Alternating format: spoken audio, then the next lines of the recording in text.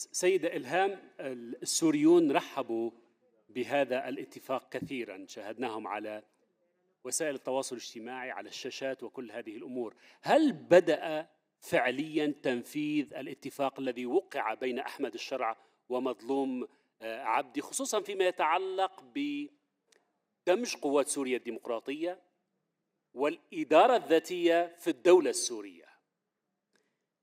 بداية أنا أيضا أريد أن أتشكر الأخ العزيز برهم صالح على هذه الدعوة وهذه الجمعة الحلوة حقيقة. يعني بخصوص الاتفاق بإمكاني قول بأن هذا الاتفاق حقيقة بالنسبة لي في تاريخ سوريا بالأساس وبالنسبة لمصير الكرد والمكونات الأخرى في سوريا كان جدا اتفاق مهم، حيث يعني الاتفاق أسقط جميع الاتهامات الأخرى التي كنا نتعرض لها ككرد في سوريا. نعم. وكمشروع إدارة ذاتية دائما تم اتهامنا بالانفصال والتقسيم وإلى ما هنالك من اتهامات، فهذا الاتفاق أسقط هذه الاتهامات بالكامل. لذلك نعتبرها نقطة تاريخية مفصلية في تاريخ سوريا. من الآن فصاعدا يعني من بعد الاتفاق وما بعد متابعته جدا مهم. أيضا حاليا تم الوصول إلى تشكيل لجان الحوار بإمكان القول، لجان الحوار كي تناقش تفاصيل هذه البنود. نعم، تتحاور حول بنود الاتفاق، كيفية تنفيذها، آلية تنفيذها، بأي آليات سيتم تنفيذها. حاليا نحن في هذه المرحلة، بالتالي من الآن فصاعدا يعني تقريبا بنهاية هذا الشهر ممكن أن تحدث اللقاءات، وحتى الآن حدثت تفاهمات متعددة بما يخص أحياء الشيخ مقصود، بما يخص سد تشرين، النقاط العالقة التي كانت موجودة. بالتالي هناك تفاهمات، ومن الآن فصاعدا نأمل بأنه ونحن حقيقة نتأمل من فيما بعد بأن يكون هناك تفاهمات أعمق بما يخص العملية الدستورية، بما يخص العملية السياسية، بما يخص عملية إعادة بناء سوريا من جديد. فنحن نرى أنفسنا شركاء مهمين وجادين في عملية إعادة بناء سوريا. وأسأل سيدة إلهام فيما يتعلق بتشظي الكرد، وكأنه معالي الوزير متخوف من عدم لملمة الأكراد ضمن رؤية واحدة ومشروع واحد، هناك تشظي للأكراد داخل سوريا. هل تريدون تكرار تجربة كردستان العراق أم التعلم منها؟ لا بالتأكيد، يعني تجربة إقليم كردستان هي تجربة مهمة في تاريخ الكرد وفي تاريخ الدول التي تتشارك مع الكرد في نفس النظام السياسي.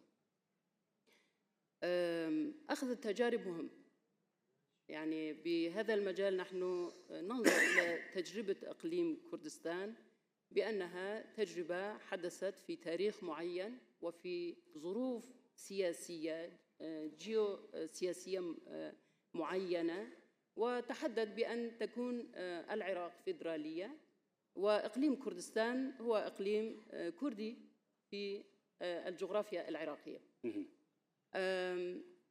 بالنسبة للكرد في سوريا الظروف تختلف، يعني الظروف تختلف والظروف الجيوسياسية تختلف، حتى التركيبة الاجتماعية تختلف نوعا ما.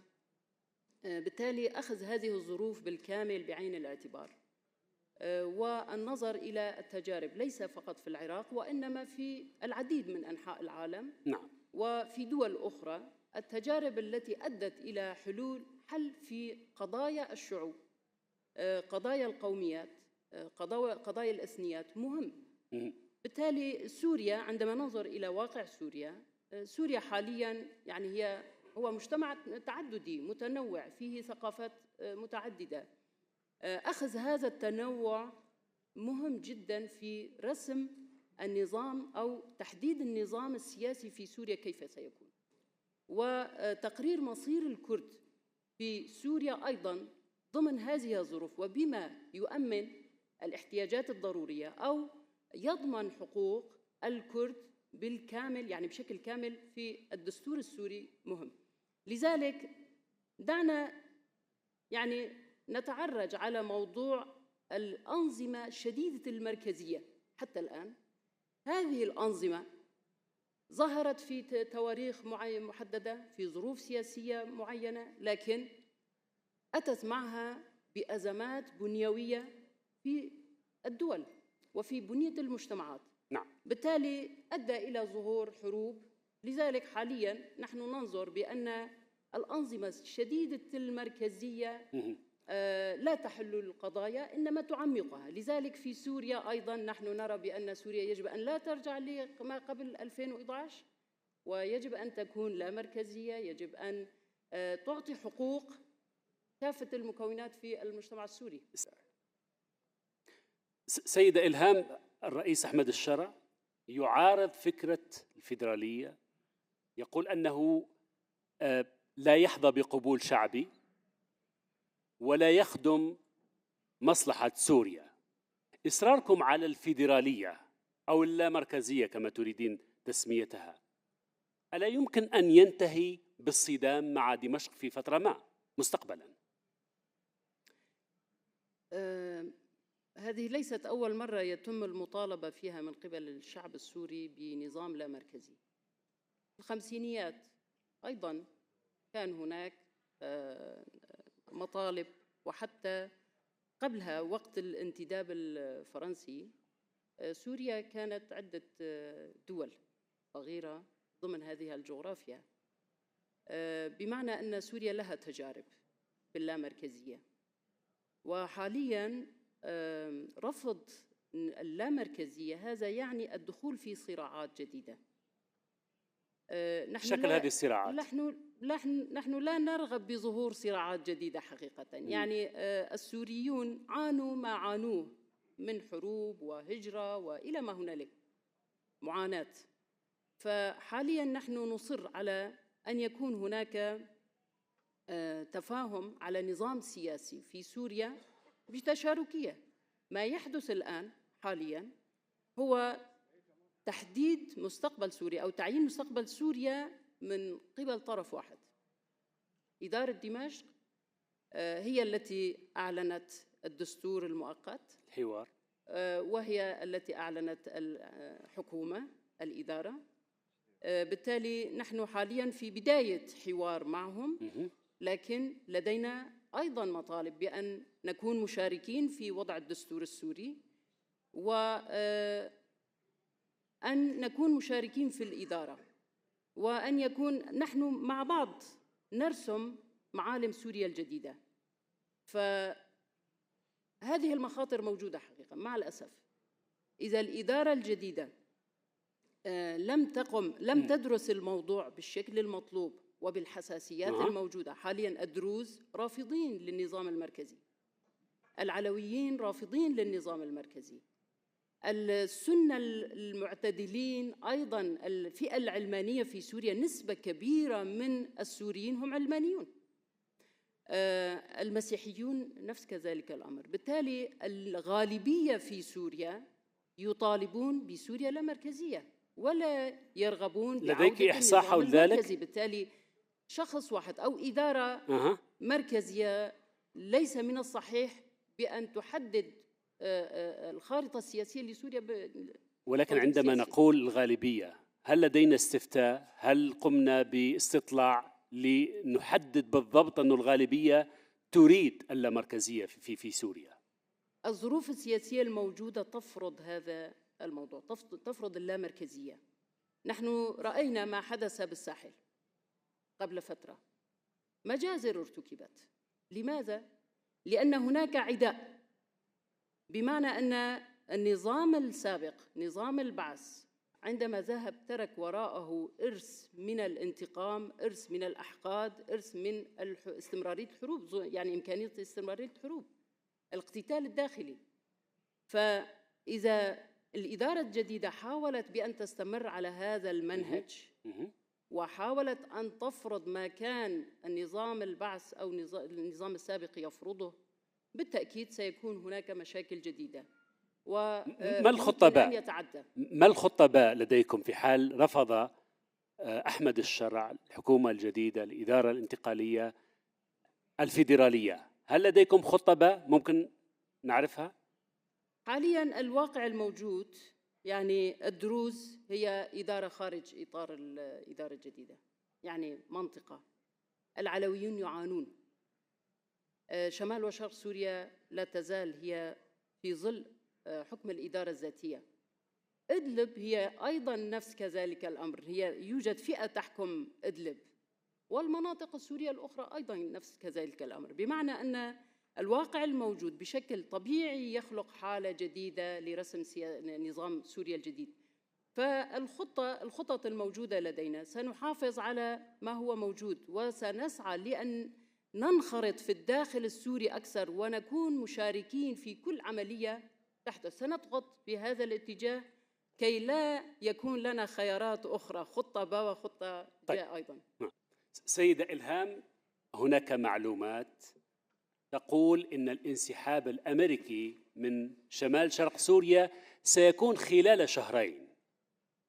إذا تحقق ذلك، ما خططكم لملء هذا الفراغ الأمريكي في المنطقة؟ يعني بين الفترة والفترة تنتشر هكذا معلومات، وحسب تقارير يقال بأنه سيكون هناك انسحاب. منذ سنين ونحن والولايات المتحدة الأمريكية في إطار التحالف الدولي حاربنا داعش وموجودين، وهم حاليا القوات الموجودة هي بأعداد قليلة جدا، يعني بشكل رمزي هن موجودين.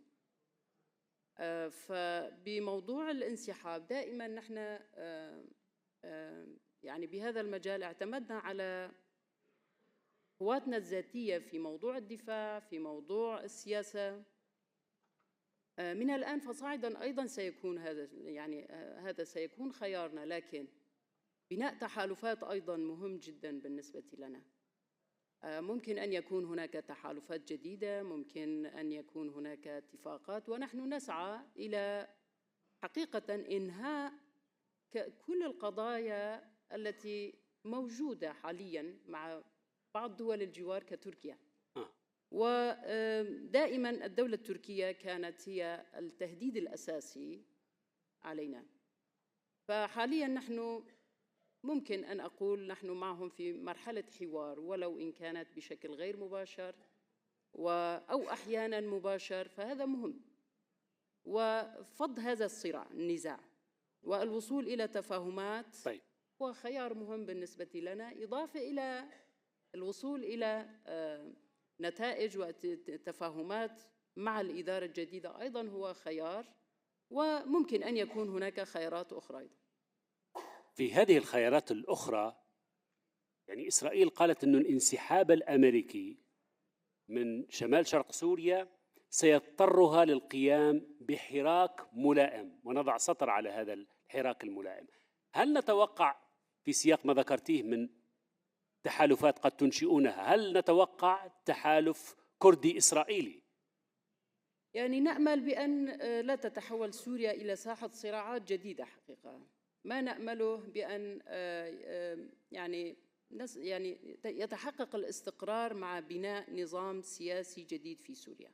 هذا ما نأمله وهذا ما نسعى إليه بشكل دائم.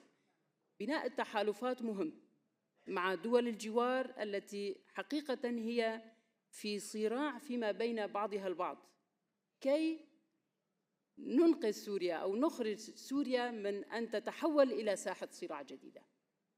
فبالتالي العلاقات مع دول الجوار مهمة، وضمن هذا الإطار نسعى لأن يكون هناك سلام مع كل دول الجوار. مع كل دول الجوار بما فيها إسرائيل. الجوار بالتأكيد. بما فيها إسرائيل. نسعى إلى السلام. طيب. يعني كل عملية ستخدم السلام والاستقرار في سوريا بالتأكيد هو أمر مهم جدا. طيب سيدة إلهام، إلى أي حد أكراد سوريا مستعدين للخروج من عباءة عبد الله أوجلان وتركيز جهودهم السياسية فقط على سوريا؟ أنا أصف هذه العلاقة بأنها علاقة فكرية، يعني هي عبارة عن مبادئ وتنظيم للحياة الاجتماعية والثقافية. بالتالي موضوع حل القضية داخل الإطار السوري هو هدفنا منذ البداية، وكان هذا هو الإطار الأساسي. يعني تركيا لعبت دور حقيقة في موضوع يعني التدخل بالشأن الداخلي للكرد في سوريا ومنعهم بالأساس بالتوحد أو الانخراط في الداخل السوري بشكل جيد وفي العملية السياسية. يعني تركيا منذ البداية هي تدخلت في هذا الوضع ومنعت أن يكون هناك اتفاقات استراتيجية مهمة بيننا كسوريين كرد وعرب وآخرين. هذا أعطى صورة وكأن الكرد دائما يسعون لأن يتجهوا نحو الانفصال، علما أن مشروعنا واضح، مشروعنا سوري، سوريا لا مركزية، سوريا تعددية، سوريا تحمي الثقافات الموجودة في المجتمع السوري. بالتالي نحن الآن أيضا سابقا والآن أيضا هدفنا الأساسي هو حل القضايا مع دمشق والانخراط في العملية السياسية السورية وضمان حقوق الشعب الكردي في الدستور السوري والقوميات الأخرى أيضا في إطار سوريا دولة لا مركزية. شكرا للحضور الكريم على حسن الإصغاء والمتابعة. شكرا جزيلا. شكرا.